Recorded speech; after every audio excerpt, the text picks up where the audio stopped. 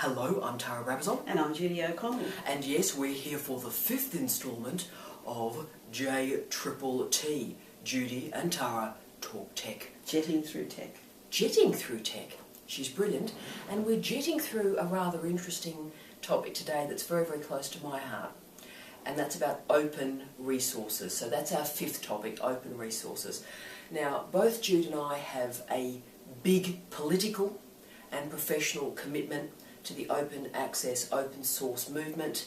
So should we start with, Jude, what is the open access movement? You want me to do that? Ooh, I'll try.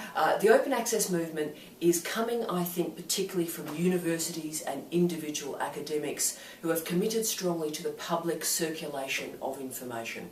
So it is removing data away from commercial aggregators, commercial publishers, and stating very categorically that if information and knowledge has been publicly funded, so universities, we are publicly funded, then that information should be publicly available for free.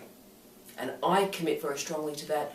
My salary is paid for by the public, and therefore the research that I write should be publicly available. You should be able to click online and find it. So that's the open access movement. It is about stating very clearly that public knowledge should not be held behind commercial paywalls. Are you relatively happy with that? Absolutely. It's also about leveraging knowledge building around the globe. It's a global action. Yeah, I think that's very important to me as well. I mean, I've worked in North America, you've done a lot of work in North America as well, and respect to all my guys and gals in the United States and Canada who are watching this, but North America is not the world.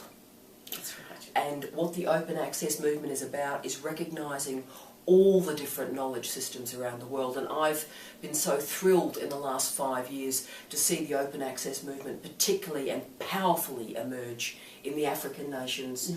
Turkey has become a really emerging area for the open access movement, and if we are all international scholars, and I hope we all are, then we should commit to that international circulation of information. I'll stop my lecture. You can see I really care about this. This really, really matters. But it is, I think, Jude, acknowledging that publishing has changed. It certainly has. And that commercial aggregators, commercial publishers are locking down research, I'm going to use that phrase, locking down research at the same time as research assessment exercises, the ERA in Australia, the RAE, the REF in the UK, have started to assess research. So I think these two things in many ways are linked. What do you think particularly, Jude, about the changing nature of publishing over the last decade, say? The changing nature, of course, is reflecting the changing nature of what we've talked about, the participatory culture and the speed of communication. Lockdown research has got a long history of having information and important knowledge, research knowledge, trapped in a country, trapped in a journal, and not being able to be found by others in sufficient time to continue to build the knowledge. We can't afford to do that anymore. We need to see this as a global activity and open it up so that those people who are young, old, or anywhere in between can bring their expertise to the conversation. Exactly, and I think I'm a big believer in refereeing as well, so I think it's open access journals with high quality refereeing.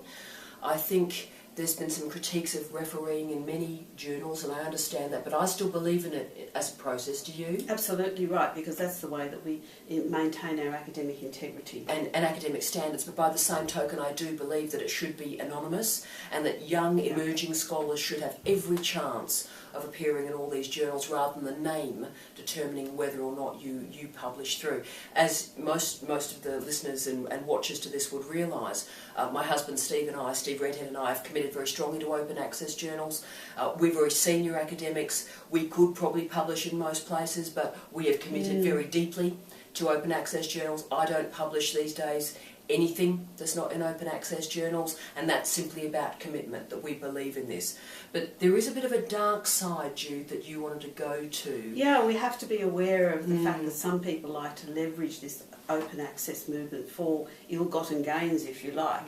And so you and I will have been bombarded, and you will too in your emails, of requests to contribute to this, that or the other insignificant open access journal that's just being established. And it's used as a way of, not for any particular purpose to support academic endeavour, but rather some local purpose for strengthening their own professional standing, whatever it might be. I don't know. I don't understand the rationale behind people doing open access for the wrong reasons. We're doing it to support our learning, and we're doing it to improve what we do. So for those of us who are not quite sure where this is going each year, we've got Beall's list of predatory publishers. Predatory is exactly how you describe those emails that keep turning up. So make yourself familiar with that list. And if you're looking as a way of monitoring your stepping into open access, that's your guideline.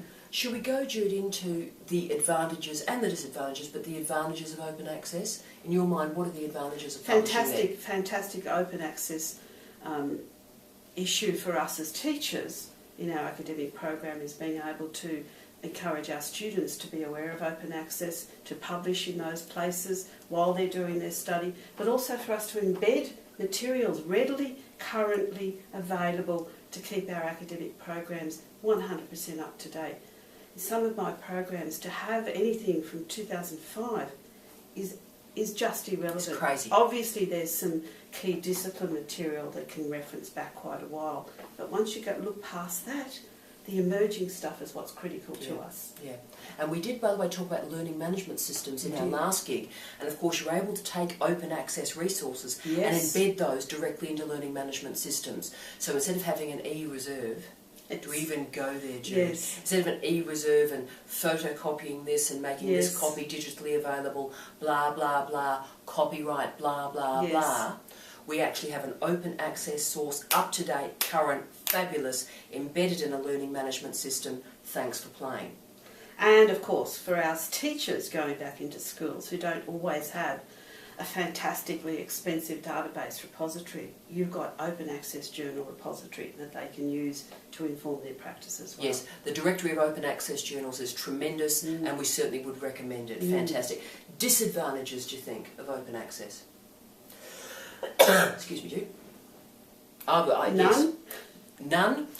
Watch the predatory, I think, publishers. That's the main thing. But that's about all. I'm absolutely thrilled by this. Think about the directory of open access journals. Go there a lot. Think about publishing there. Please seek out the scholars that have gone there. You know, I think a lot of what schools and universities are about at the moment, and this is just my politics, and I apologise for this, but it's very selfish and self-absorbed. It's me, it's about my career, my promotion, all the rest of it. And I think we're losing that respectful service culture, that we are here to serve the society that pays us. And I think the open access movement is a great reminder to us all about why we're here, why we write, and the contribution we hopefully can make to the planet. So I hope you consider open access for your reading and your research, and you also think about publishing there. Cheers. Absolutely. Thanks, everyone.